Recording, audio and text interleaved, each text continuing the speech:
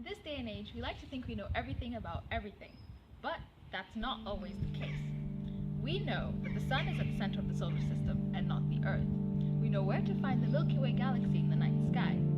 We know who the kings and queens of the empires before us were, but we don't always have all the answers. Einstein once said, "As our circle of knowledge expands, so does the circumference of darkness surrounding it." In other words, our knowledge is like a circle of light expanding in an infinite darkness. It's a spooky thought, but now we have no more answers about the universe than when we just started, if there will always be an infinite number of questions. Right after the Big Bang, the universe was filled with a mixture of around 75% hydrogen and 23% helium, with a bit of deuterium and lithium. This universe, made up almost entirely out of a uniform gas, was in a low entropy state. To explain what a low entropy state is, let's take a look at this reduced. All the sides mixed up like this, we would say the cube is in a state of high entropy or high disorder, because you wouldn't really notice if some of the squares were switched. All the sides like this, we'd say it's in a low state of disorder, because you'd notice if some of the cubes were switched. But the question is why? Why did the universe have such low entropy in the beginning?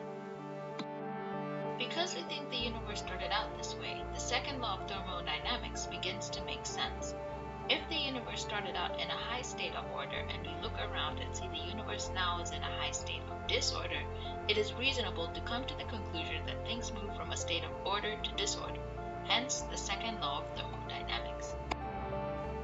But rewinding back to that Big Bang, a few other questions arise. If there were equal amounts of matter and antimatter in the universe after the Big Bang, they would collide and cancel each other out like the way a positive charge cancels with a negative charge. However, as I'm sure you've noticed, the universe seems to be made completely out of matter. Why is this the case? Scientists think this is because the symmetry between matter and antimatter isn't perfect. In other words, matter and antimatter don't cancel out the way we thought it did through the mechanism of CP violation. The C in CP stands for charge conjugation, what makes a negative electron become a positive positron.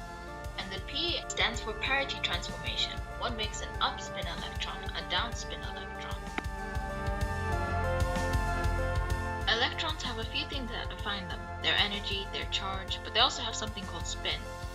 Think of magnets with different orientations, where the north and south on the magnet. It can vary. With electrons, this is not the case. An electron can only have an upspin, or its north pointing directly upwards, or a downspin, its north pointing directly downwards.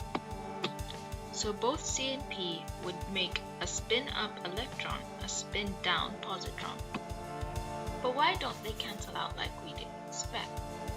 Why does CP violation happen, and how come every time they try and replicate it in a lab, they never get the same ratios of matter to antimatter, which could explain all the matter in the universe today? Could it be that CP violation runs on a completely different track of time? Could it be some sort of byproduct of thermodynamics? Only time will tell. Or can it?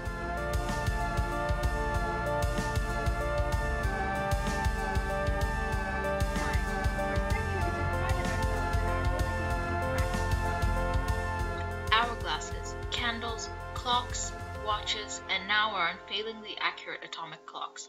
But what if I told you that there could be a separate arrow of time?